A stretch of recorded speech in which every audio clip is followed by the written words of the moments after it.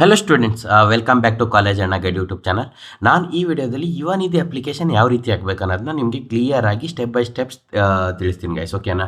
Live ಆಗಿ ನಾನೇ apply ಮಾಡಿಬಿಟ್ಟು ನಿಮಗೆ ಪ್ರತಿ ಒಂದು ಫೀಲ್ಡಲ್ಲೂ ನೀವು ಏನು ಎಂಟರ್ ಮಾಡಬೇಕು ಅಪ್ಲೈ ಮಾಡೋಕ್ಕೆ ಅನ್ನೋದನ್ನ ತಿಳಿಸ್ತೀನಿ. ಹಾಗೆ ಏನಂತಂತಂದರೆ ನಾನು ಆಲ್ರೆಡಿ ಸೇವಾ ಇದು ಬಂದುಬಿಟ್ಟು ಸೇವಾ ಸಿಂಧು ಪೋರ್ಟಲ್ ಅಂತ ಇರುತ್ತೆ, ಅದರಲ್ಲಿ ಅಪ್ಲೈ ಮಾಡೋದಿರುತ್ತೆ. ಸೊ ನಾನು ನಿಮಗೆ ಲಿಂಕ್ ಕೂಡ ಡಿಸ್ಕ್ರಿಪ್ಷನಲ್ಲಿ ಪ್ರೊವೈಡ್ ಮಾಡಿರ್ತೀನಿ. ಮತ್ತು ಕ್ರೋಮ್ ಬ್ರೌಸರ್ ಗೂಗಲ್ ಇರುತ್ತಲ್ಲ, ಅದರಲ್ಲಿ ಯಾವ ರೀತಿ ನೀವು ಟೈಪ್ ಮಾಡಬೇಕು, ಆವಾಗ ಏನೇನು ಮಾಡಬೇಕು ಅನ್ನೋದನ್ನ ಕ್ಲಿಯರಾಗಿ ಹೇಳ್ತೀನಿ ಗೈಸ್. ಓಕೆನಾ? College Anna guide YouTube channel subscribe ಮಾಡ್ಕೊಳ್ಳಿ. ನಿಮ್ದು ಏನೇ ಕ್ವಶನ್ಸ್ ಇದ್ದರೂ ಕಮೆಂಟ್ ಹಾಕಿ ಗೈಸ್. ಓಕೆನಾ? ವಿಡಿಯೋ ಕಂಪ್ಲೀಟ್ ನೋಡ್ತಾ ಇರುವಾಗಲೇ ನಿಮ್ಗೆ ಏನಾದರೂ ಕ್ವಶನ್ಸ್ ಬರ್ತಾ ಇದ್ದರೆ ಕಮೆಂಟ್ ಹಾಕಿ.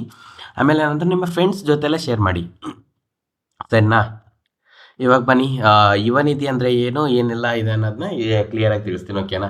ಯುವ ನಿಧಿ ಸ್ಕೀಮ್ ಅಂತಂದರೆ ಲೈಕ್ ಇದು ಯಾರೆಲ್ಲ ಅನ್ಎಂಪ್ಲಾಯ್ಮೆಂಟ್ ಸ್ಟೂಡೆಂಟ್ಸ್ ಏನಾಗಿರ್ತಾರೆ, ಗ್ರ್ಯಾಜುಯೇಟೆಡ್ ಸ್ಟೂಡೆಂಟ್ಸು, ಅವ್ರಿಗೆ ಏನಂತಂದರೆ ಡಿಗ್ರಿ ಅವರಿಗೆ 3000 ಮತ್ತು ಡಿಪ್ಲೊಮಾ ಕಂಪ್ಲೀಟೆಡ್ ಅವರಿಗೆ 1500 ಅಮೌಂಟ್ ಪ್ರತಿ ತಿಂಗಳು ಬರುತ್ತೆ, ತಿಂಗಳು. ಓಕೆನಾ? ಇದು ಕರ್ನಾಟಕ ಗೌರ್ಮೆಂಟ್ ಕಡೆಯಿಂದ ಇರೋ ಸ್ಕೀಮು. ಸೊ ಅದಕ್ಕೋಸ್ಕರ ಅಪ್ಲೈ ಮಾಡಿ. Eligibility criteria, required documents, amount details, ಮತ್ತು ಏನಂತಂತಂದರೆ ಯಾವ ರೀತಿ ಅಪ್ಲೈ ಮಾಡ್ಬೇಕನ್ನೋದನ್ನ ಈ ವಿಡಿಯೋದಲ್ಲಿ ಹೇಳಿರ್ತೀನಿ. ಬಟ್ ಇದು ರಿಕ್ವೈರ್ಡ್ ಡಾಕ್ಯುಮೆಂಟ್ಸು, ಎಲಿಜಿಬಿಲಿಟಿ ಕ್ರೈಟೇರಿಯಾ ಮತ್ತು ಅಮೌಂಟು, ಮತ್ತು ಏನಂತಂತಂದರೆ ಯಾವ ರೀತಿ ನೀವು ಸೇವಾ ಸಿಂಧಿಗೆ ರಿಜಿಸ್ಟ್ರೇಷನ್ ಆಗಬೇಕು, ಮತ್ತು ಸೆಲ್ಫ್ ಡಿಕ್ಲರೇಷನ್ ಯಾವ ರೀತಿ ನೀವು ಮಾಡ್ಕೊಳ್ಬೇಕನ್ನೋದನ್ನ ವಿಡಿಯೋ ನಾನು ಆಲ್ರೆಡಿ ಮಾಡಿದ್ದೀನಿ. ಇವಾಗ ವಿಡಿಯೋ ತೋರಿಸ್ತೀನಿ ನೋಡಿ. ಮತ್ತು ಆ ಲಿಂಕ್ ಕೂಡ ಈ ವಿಡಿಯೋ ಡಿಸ್ಕ್ರಿಪ್ಷನಲ್ಲಿ ಮೆನ್ಷನ್ ಮಾಡಿರ್ತೀನಿ. ಸೊ ಅದನ್ನು ನೋಡ್ಕೊಂಡು ಫಸ್ಟ್ ಅದನ್ನು ನೋಡ್ಕೊಳ್ಳಿ, ಅದು ರಿಜಿಸ್ಟ್ರೇಷನ್ ಮತ್ತು ಸೆಲ್ಫ್ ಡಿಕ್ಲರೇಷನ್ ಮಾಡ್ಕೊಳ್ಳಿ.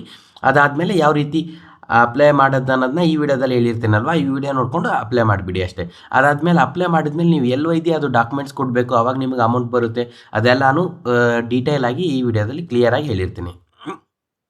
ನೀವು ಯೂಟ್ಯೂಬಲ್ಲಿ ಹೋಗ್ಬಿಟ್ಟು ಕಾಲೇಜ್ ಅಣ್ಣ ಗೈಡ್ /ಯುವ ನಿಧಿ ಅಂತ ಹಾಕಿದರೆ ಇಲ್ಲಿ ಬರುತ್ತೆ. ಇಲ್ಲಿ ನೋಡಿ, ಇಲ್ಲಿ ಕಾಲೇಜ್ ಅಣ್ಣ ಗೈಡ್ ಅಂತ ಚಾನಲ್ ಇದೆ. ಓಕೆನಾ? ಈ ಡಿಸ್ಕ್ರಿಪ್ಷನ್ನ ಕೊಟ್ಟಿರ್ತೀನಿ ನಾನು. ಇದರಲ್ಲಿ ಏನಂದರೆ ಸೇವಾ ಸಿಂಧು ರಿಜಿಸ್ಟ್ರೇಷನ್ ಯಾವ ರೀತಿ ಮಾಡ್ಕೊಳ್ಬೇಕು ಮತ್ತು ಸೆಲ್ಫ್ ಡಿಕ್ಲರೇಷನ್ ಯಾವ ರೀತಿ ಮಾಡ್ಕೊಳ್ಬೇಕು ಅನ್ನೋದನ್ನ ನಾನು ಎಕ್ಸ್ಪ್ಲೈನ್ ಮಾಡಿದ್ದೀನಿ. ಸೊ ನೋಡ್ಕೊಂಡ್ಬಿಡಿ ಗೈಸ್. ಓಕೆನಾ?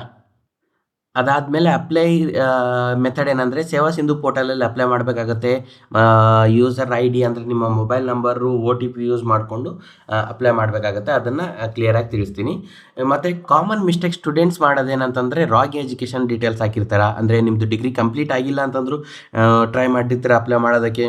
ಮತ್ತು ಡಿಗ್ರಿ ನಿಮ್ಮದು 2021 ಕಂಪ್ಲೀಟ್ ಆದರೆ ಅಪ್ಲೈ ಮಾಡೋಕ್ಕೆ ಟ್ರೈ ಮಾಡಿರ್ತಾರೆ. ಆ ರೀತಿ ಎಲ್ಲ ಬರಲ್ಲ. 2023, 24, 25 ಯಾರೆಲ್ಲ ಕಂಪ್ಲೀಟ್ ಆಗಿದೆ ಅವ್ರು ಅಪ್ಲೈ ಮಾಡ್ಬೋದು. ಮತ್ತು ಸ್ಟೂಡೆಂಟ್ಸ್ದೇ ಬ್ಯಾಂಕ್ ಅಕೌಂಟ್ ಇರಬೇಕು. ಮತ್ತು ಇನ್ಕಂಪ್ಲೀಟ್ ಡಾಕ್ಯುಮೆಂಟ್ಸ್ ಅಂದರೆ ಯಾವುದೇ ಒಂದು ಡಾಕ್ಯುಮೆಂಟ್ಸ್ ಇಲ್ಲ ಅಂತಂದರೂ ಲೈಕ್ ಬೇರೆ ಯಾವುದೋ ಒಂದು ಅಟ್ಯಾಚ್ ಮಾಡೋಕ್ಕೆ ಹೋಗಬೇಡಿ, ಕ್ಯಾನ್ಸಲ್ ಆಗುತ್ತೆ. ಮತ್ತು ಸ್ಟೇಟಸ್ನ ಚೆಕ್ ಮಾಡ್ಕೊಳ್ಳಿ. ಓಕೆನಾ? ಸ್ಟೇಟಸ್ ಚೆಕ್ ಮಾಡೋದು ಕೂಡ ನಾನು ಹೇಳಿರ್ತೀನಿ. ಇದು ಯಾರೆಲ್ಲ ಅಪ್ಲೈ ಮಾಡ್ಬೋದು ಅಂತಂದರೆ ನಿಮ್ಮ ಡಿಗ್ರಿ ಮುಗಿದು 6 ಮಂತ್ ಆದರೂ ನಿಮಗೆ ಜಾಬ್ ಸಿಕ್ಕಿಲ್ಲ, ನೀವು ಜಾಬ್ ಮಾಡ್ತಾ ಇಲ್ಲ, ಸಿಕ್ಕಿದ್ರು ನೀವು ಜಾಬ್ ಮಾಡ್ತಾ ಇಲ್ಲ, ಜಾಬ್ ಮಾಡ್ತಾಯಿದ್ರು ನಿಮ್ಮ PF ಅಕೌಂಟ್ ಕ್ರಿಯೇಟ್ ಆಗಿಲ್ಲ ಅಂತಂದರೆ ನೀವು ಅಪ್ಲೈ ಮಾಡ್ಬೋದು. ಓಕೆನಾ? ಇವಾಗ ಏನಂತಂತಂದರೆ ಗರ್ಲ್ಸ್ ಎಲ್ಲ ಲೈಕ್ ಸ್ವಲ್ಪ ಜನ ಮದುವೆ ಆಗಿರ್ತಾರೆ, ಆಮೇಲೆ ಜಾಬ್ ಮಾಡ್ತಿರಲ್ಲ, ಆಮೇಲೆ ಬಾಯ್ಸ್ ಎಲ್ಲ ಅವ್ರ ಫ್ಯಾಮಿಲಿ ಬಿಸ್ನೆಸ್ ನೋಡ್ಕೊಳ್ತಾ ಇರ್ತಾರೆ, ಇಲ್ಲ ಓದ್ತಾ ಇರ್ತಾರೆ, ಕೋಚಿಂಗ್ ಹೋಗ್ತಾ ಇರ್ತಾರೆ, ಇಲ್ಲ ಯಾವುದೇ ಒಂದು ಗೌರ್ಮೆಂಟಿಗೆ ಪ್ರಿಪೇರ್ ಆಗ್ತಾ ಇರ್ತಾರೆ, ಅವರೆಲ್ಲ ಅಪ್ಲೈ ಮಾಡ್ಬೋದು ಗೈಸ್. ಓಕೆನಾ? ನಿಮ್ಮ PF ಅಕೌಂಟ್ ಕ್ರಿಯೇಟ್ ಆಗಿರೋದಿಲ್ಲ, ಸೊ ನೀವೆಲ್ಲ ಅಪ್ಲೈ ಮಾಡ್ಬೋದು. ಸ್ವಲ್ಪ ಜನ ಯಾವುದೇ ಒಂದು ಕೆಲಸ ಮಾಡ್ತಾ ಇರ್ತೀರಾ, so but PF account create ಆಗಿರೋದಿಲ್ಲ ನಿಮಗೆ, ಆ ರೀತಿ ಸ್ಟೂಡೆಂಟ್ಸ್ ಕೂಡ ಅಪ್ಲೈ ಮಾಡ್ಬೋದು. ಮಾಡಿ 3000 ಮಂತ್ಲಿ ನಿಮಗೆ ಆರಾಮ್ಸೆ ಬರುತ್ತೆ. ಸೊ ಇದು ಕೂಡ ನಿಮಗೆ ಒಂಥರ ಹೆಲ್ಪ್ ಆಗುತ್ತೆ. ಸೊ ಅಪ್ಲೈ ಮಾಡ್ಕೊಳ್ಳಿ, ಸರಿನಾ? ಇವಾಗ ಅಪ್ಲಿಕೇಶನ್ ಯಾವ ರೀತಿ ಹಾಕ್ಬೇಕನ್ನೋದನ್ನ ತೋರಿಸ್ತೀನಿ ನೋಡಿ. ಯಾವುದೇ ಒಂದು ಇದು ನೀವು ಮೊಬೈಲೆಲ್ಲ ಹಾಕ್ಬೋದು ಅಪ್ಲಿಕೇಶನ್, ಯಾವುದೇ ತೊಂದರೆ ಇಲ್ಲ. ಓಕೆನಾ? ಯಾವುದೇ ಒಂದು ಗೂಗಲ್ ಬ್ರೌಸರ್ ಎಲ್ಲರೂ ಯೂಸ್ ಮಾಡಿರ್ತೀರ. ಓಕೆನಾ? ಅಲ್ಲಿ ಹೋಗ್ಬಿಟ್ಟು ಸೇವಾ ಸಿಂಧು ಸರ್ವೀಸಸ್ .karnataka.government.in ಅಂತ ಕೊಡಿ. ಓಕೆನಾ? ಈ ರೀತಿ ಕೊಟ್ಮೇಲೆ ಈ ರೀತಿ ಬರುತ್ತೆ, ಯೆಲ್ಲೋ ಕಲರು, ಗ್ರೀನ್ ಕಲರು. ಓಕೆನಾ? ಇಲ್ಲಿ ನಿಮ್ಮ ಮೊಬೈಲ್ ನಂಬರ್ ಎಂಟರ್ ಮಾಡಿ. ಮೊಬೈಲ್ ನಂಬರ್ ಎಂಟರ್ ಮಾಡಿಬಿಟ್ಟು ಗೆಟ್ OTP ಅನ್ನೋದನ್ನ ಕ್ಲಿಕ್ ಮಾಡಿ. ಅದಾದಮೇಲೆ ಏನು ಮಾಡ್ತೀರಾ ಅಂತಂದರೆ ಈ ಕಡೆ ಸೈಡಲ್ಲಿ ಕ್ಲಿಕ್ ಮಾಡಿಬಿಟ್ಟು ಇದೇನಿದೆ, ಇದು ಕ್ಯಾಪ್ಷಾ 3BH ಅಂತ ಇದೆ, ಇಲ್ಲಿ ಟೈಪ್ ಮಾಡಿ ಸೈಡಲ್ಲಿ ಕ್ಲಿಕ್ ಮಾಡಿಬಿಟ್ಟು ಸಬ್ಮಿಟ್ ಅಂತ ಕೊಡಿ. ಓಕೆನಾ? ಆ ರೀತಿ ಕೊಟ್ಮೇಲೆ ಇವಾಗ ನಾನು ಎಂಟರ್ ಮಾಡ್ತೀನಿ ತಡೀರಿ. ಆ ರೀತಿ ಕೊಟ್ಮೇಲೆ ಲಾಗಿನ್ ಆದಮೇಲೆ ಈ ಪೇಜ್ ಓಪನ್ ಆಗುತ್ತೆ. ಓಕೆನಾ? ಈ ಪೇಜ್ ಓಪನ್ ಆದಮೇಲೆ ಇಲ್ಲಿದೆ ನೋಡಿ, ಸೈಡಲ್ಲಿ ಅಪ್ಲೈ ಫಾರ್ ಸರ್ವಿಸಸ್ ಅಂತ ಇದೆ. ಓಕೆನಾ? ಇದ್ರ ಮೇಲೆ ಕ್ಲಿಕ್ ಮಾಡಿ ವ್ಯೂ ಆಲ್ ಅವೈಲೇಬಲ್ ಸರ್ವಿಸಸ್ ಅಂತ ಬರುತ್ತೆ. ಇದ್ರ ಮೇಲೆ ಕ್ಲಿಕ್ ಮಾಡಬೇಕು ನೀವು. ಇದ್ರ ಮೇಲೆ ಕ್ಲಿಕ್ ಮಾಡಿದ್ಮೇಲೆ ವ್ಯೂ ಆಲ್ ಅವೈಲೇಬಲ್ ಸರ್ವಿಸಸ್ ಮೇಲೆ ಕ್ಲಿಕ್ ಮಾಡಿದ್ಮೇಲೆ ಈ ರೀತಿ ಬರುತ್ತೆ, ಓಕೆನಾ. ಇಲ್ಲಿ ಸರ್ಚ್ ಅಂತ ನೋಡ್ತಾ ಇದ್ದೀರಲ್ವಾ, ಇಲ್ಲಿ ಈ ಸರ್ಚ್ ಬಾಕ್ಸಲ್ಲಿ ಏನು ಕೊಡಬೇಕಂದ್ರೆ ಯುವ ಅಂತ ಸರ್ಚ್ ಮಾಡಿ ಅಷ್ಟೇ. ಯುವ ಅಂತ ಸರ್ಚ್ ಮಾಡಿದ್ಮೇಲೆ 3 ಬರುತ್ತೆ ಈ ಥರ. ಒಂದು ಅಪ್ಲಿಕೇಶನ್ ಫಾರ್ ಯುವನ್ ಇದೆಯಾ ಅಂದರೆ ಅರ್ಜಿ ಸಲ್ಲಿಸೋದು, ಇನ್ನೊಂದು ಅರ್ಜಿ ಸ್ಟೇಟಸ್ ಚೆಕ್ ಮಾಡ್ಕೊಳ್ಳೋದು ಅಂದರೆ ಸಲ್ಲಿಸಿದ ಮೇಲೆ, ಓಕೆನಾ. ಒಂದು 2-3 ಡೇಸ್, 1 ವೀಕ್ 2 ವೀಕ್ ಆದಮೇಲೆ ಇನ್ನೊಂದು application for monthly unemployment self declaration ಅಂತ ಇದೆ. ಅಂದರೆ ನೀವು ನಿಮಗೆ ಜಾಬ್ ಸಿಕ್ಕಿಲ್ಲ ಅಂತ ಸೆಲ್ಫ್ ಡಿಕ್ಲರೇಷನ್ ಮಾಡ್ಕೊಳ್ಳೋದಿರುತ್ತೆ. ಇದನ್ನು ನಾನು ಆಲ್ರೆಡಿ ನನ್ನ ಯೂಟ್ಯೂಬ್ ವೀಡಿಯೋದಲ್ಲಿ ಮಾಡಿದ್ದೀನಿ. ಅದು ಈ ವಿಡಿಯೋ ಇವಾಗಲೇ ತೋರಿಸಿದ್ದೀನಿ ನಿಮಗೆ, ಮತ್ತು ಡಿಸ್ಕ್ರಿಪ್ಷನಲ್ಲಿ ಕೂಡ ಮೆನ್ಷನ್ ಮಾಡಿರ್ತೀನಿ, ಇದು ಮಾಡ್ಕೊಳ್ಳಿ. ಇವಾಗ ಇದಾದಮೇಲೆ ಏನಂತಂದರೆ ಇಲ್ಲಿ ನೀವು ಫಸ್ಟ್ ಮೇಲೆ ಕ್ಲಿಕ್ ಮಾಡಿ, ಓಕೆನಾ. ಫಸ್ಟ್ ಮೇಲೆ ಕ್ಲಿಕ್ ಮಾಡಿದ್ಮೇಲೆ ಈ ಥರ ಬರುತ್ತೆ. ಓಕೆ, ಇಲ್ಲಿ ಬಂದಮೇಲೆ ಏನು ಮಾಡ್ತೀರಾ ಅಂತಂದರೆ ನೀವೆಲ್ಲನೂ ಕ್ಲಿಯರಾಗಿ ಓದ್ಕೊಳ್ತೀರ ಅಂದರೆ ಓದ್ಕೊಳ್ಳಿ. ಏನಂತಂತಂದರೆ ನಿಮಗೆ 6 ಮಂತ್ ಇದಾಗಿರ್ಬೇಕು ಅಂತ ಇದೆ. ಅಂದರೆ ನಿಮಗೆ 6 ತಿಂಗಳಾದಮೇಲೆ, ಅಂದರೆ ಈ ಅಮೌಂಟ್ ಬರೋಕ್ಕೆ ಸ್ಟಾರ್ಟ್ ಆಗಿ 6 ತಿಂಗಳಾದರೂ ನಿಮ್ಗೆ ಜಾಬ್ ಸಿಕ್ಕಿಲ್ಲ ಅಂದರೆ ನೀವು ಇಲ್ಲಿ ಕುಶಲಕರ ಇದರಲ್ಲಿ ರಿಜಿಸ್ಟರ್ ಮಾಡಿ ಅಂತ ಹೇಳ್ತದೆ. ಎಸ್ ಅಂತ ಇದು ಮಾಡಬೇಕು, ಓಕೆನಾ.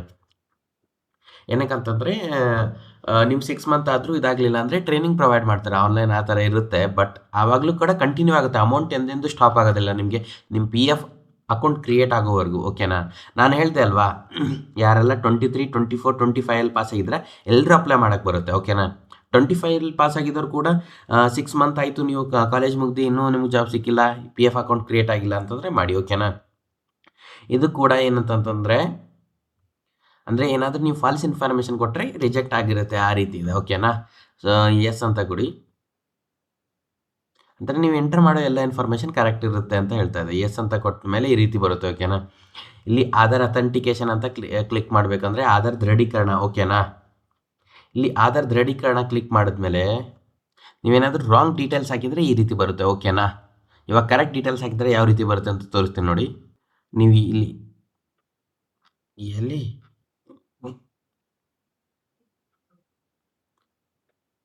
ಆಧಾರ್ ದೃಢೀಕರಣ ಅಂತ ಕ್ಲಿಕ್ ಮಾಡಿದ್ಮೇಲೆ KYC ಸರ್ವಿಸಸ್ ಅಂತ ಬರುತ್ತೆ, ಓಕೆನಾ. ಇಲ್ಲಿ ನೀವೇನು ಮಾಡಬೇಕಾಗುತ್ತೆ ನಿಮ್ಮ ಆಧಾರ್ ನಂಬರ್ನ ಎಂಟರ್ ಮಾಡಬೇಕಾಗುತ್ತೆ. ಸೊ ಅದಾದಮೇಲೆ ಇಲ್ಲಿ ಚೆಕ್ ಬಾಕ್ಸ್ ಇರುತ್ತಲ್ವಾ, ನಿಮ್ಮ ಆಧಾರ್ ನಂಬರ್ ಎಂಟರ್ ಮಾಡಿಬಿಟ್ಟು ಇಲ್ಲಿ ಚೆಕ್ ಬಾಕ್ಸ್ ಹಾಕಿದ ಮೇಲೆ OTP ಅಂತ ಬರುತ್ತೆ, ಓಕೆನಾ. OTP ಅಂತ ಕ್ಲಿಕ್ ಮಾಡಿಕೊಂಡು ನಿಮ್ಮ OTP ಏನು ಮಾಡಬೇಕಾಗುತ್ತೆ, ಎಂಟರ್ ಮಾಡಬೇಕಾಗುತ್ತೆ.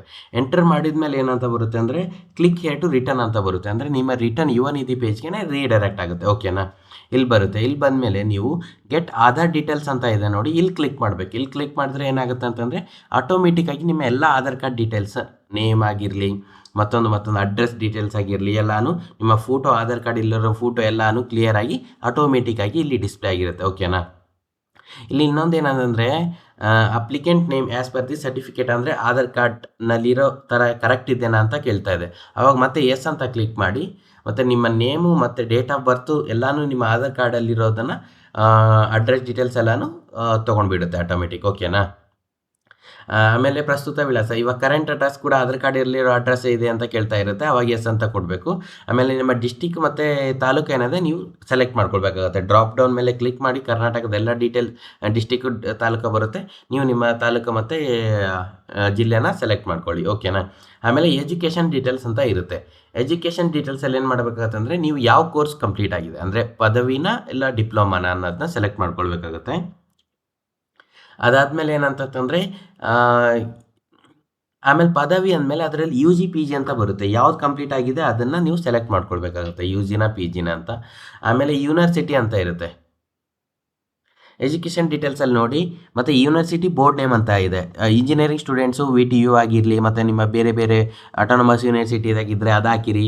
ಮತ್ತು BSc BCom ಇವರಿಗೆಲ್ಲ ಯೂನಿವರ್ಸಿಟೀಸ್ ಇರುತ್ತಲ್ಲ, ಗುಲ್ಬರ್ಗ ಯೂನಿವರ್ಸಿಟಿ, ಈ ಥರ ಯೂನಿವರ್ಸಿಟಿ ಅದನ್ನು ಎಂಟರ್ ಮಾಡ್ಕೊಳ್ಳಿ. ಆಮೇಲೆ ನಿಮ್ಮ USM ನಂಬರ್ ಅಂತ ಇರುತ್ತೆ, ಓಕೆನಾ. ಡಿಗ್ರಿ ಸ್ಟೂಡೆಂಟ್ಸ್ಗೆ ಮತ್ತು ಇಂಜಿನಿಯರಿಂಗ್ ಸ್ಟೂಡೆಂಟ್ಗೆ USN ನಂಬರ್ ಅಂತ ಇರುತ್ತೆ, ರಿಜಿಸ್ಟ್ರೇಷನ್ ನಂಬರ್ ಇರುತ್ತೆ.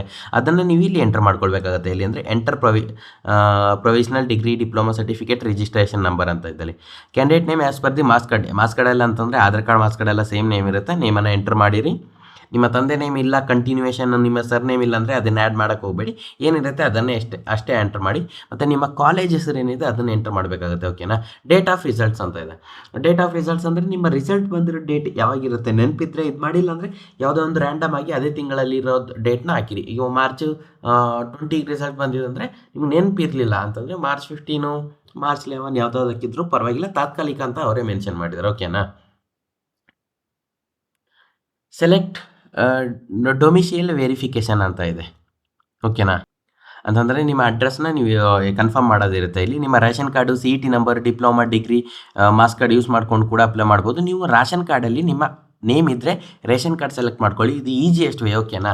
ಅದಾದಮೇಲೆ ರೇಷನ್ ಕಾರ್ಡ್ ನಂಬರ್ ಎಂಟರ್ ಮಾಡಿ, ಮತ್ತು ಸ್ಟೂಡೆಂಟ್ ನೇಮ್ ಏನಿರುತ್ತೆ ರೇಷನ್ ಕಾರ್ಡಲ್ಲಿ ಅದನ್ನು ಎಂಟರ್ ಮಾಡ್ಕೊಳ್ಳಿ. ಸಪೋಸ್ ಏನಾದರೂ ನೀವು ನಿಮ್ಮ ರೇಷನ್ ಕಾರ್ಡಲ್ಲಿ ನಿಮ್ಮ ಹೆಸರು ಇರಲಿಲ್ಲ ಅಂತಂದರೆ C E T number, engineering students ಆಗಿರಲಿ, ಯಾರೇ ಒಂದು ಸಿ ಇ ಟಿ ಮುಖಾಂತರ ಅಡ್ಮಿಷನ್ ತೊಗೊಂಡ್ರೆ ಸಿ ಇ ಟಿ ನಂಬರ್ ಹಾಕ್ಕೊಳ್ಳಿ. ಇಲ್ಲ ನೀವು ನಾರ್ಮಲ್ ಡಿಗ್ರಿ ಮಾಡಿದ್ದೀರಾ ಅಂದರೆ ನಿಮ್ಮ SSLC ಇಲ್ಲ 10th ಮಾರ್ಕ್ಸ್ ಕಾರ್ಡ್ ಏನಿರುತ್ತೆ ಅದನ್ನು ನೀವು ಎಂಟರ್ ಮಾಡ್ಕೊಳ್ಳಿ. ಓಕೆನಾ? ಬಟ್ ನೀವು ಏನಾದರೂ SSLC 10th ಏನಾದರೂ 10th ಆಗಿರಲಿ, PUC ಆಗಿರಲಿ ಮಾರ್ಕ್ಸ್ ಕಾರ್ಡ್ ಯೂಸ್ ಮಾಡ್ಕೊಂಡು ಇದು ಮಾಡಿದರೆ ನೀವು ಅದನ್ನು PDF ಅಟ್ಯಾಚ್ ಮಾಡೋದಿರುತ್ತೆ. ಸೊ ಅದನ್ನು ನೆನಪಿರಲಿ. ರೇಷನ್ ಕಾರ್ಡ್ ಆಗಿರಲಿ, ಸಿ ಇ ಟಿ ನಂಬರ್ ಆಗಿರಲಿ ಎಂಟರ್ ಮಾಡಿದರೆ ಯಾವುದೇ PDF ಅಟ್ಯಾಚ್ ಮಾಡೋ ಅವಶ್ಯಕತೆ ಇರೋದಿಲ್ಲ. ಓಕೆನಾ? ಇವಾಗ ನೆಕ್ಸ್ಟ್ ಬಂದುಬಿಟ್ಟು ಅಪ್ಲಿಕೆಂಟ್ ಕಮ್ಯುನಿಕೇಷನ್ ಡೀಟೇಲ್ಸ್ ಅಂತಂದರೆ ನಿಮಗೆ ಅವರು ಕಮ್ಯುನಿಕೇಷನ್ ಮಾಡಬೇಕಂತಂದರೆ ಏನೇ ಒಂದು ಯಾವುದೇ ರೀತಿ ಲೈಕ್ ಮೊಬೈಲ್ ನಂಬರ್ ಮತ್ತು ಜಿಮೇಲ್ ಎಂಟರ್ ಮಾಡೋದಿರುತ್ತೆ. ನೀವು ಇಲ್ಲಿ ಮೊಬೈಲ್ ನಂಬರ್ ಎಂಟರ್ ಮಾಡಿದ್ಮೇಲೆ OTP ಬರುತ್ತೆ, ಅದನ್ನು ಎಂಟರ್ ಮಾಡಬೇಕಾಗುತ್ತೆ. ಇಮೇಲ್ ಏನಂತ ಅಂತಂದರೆ ನೀವು ಇಮೇಲ್ ಯಾವುದು ಆ್ಯಕ್ಟಿವ್ ಇರುತ್ತೆ ಅದನ್ನೇ ಹಾಕಿರಿ.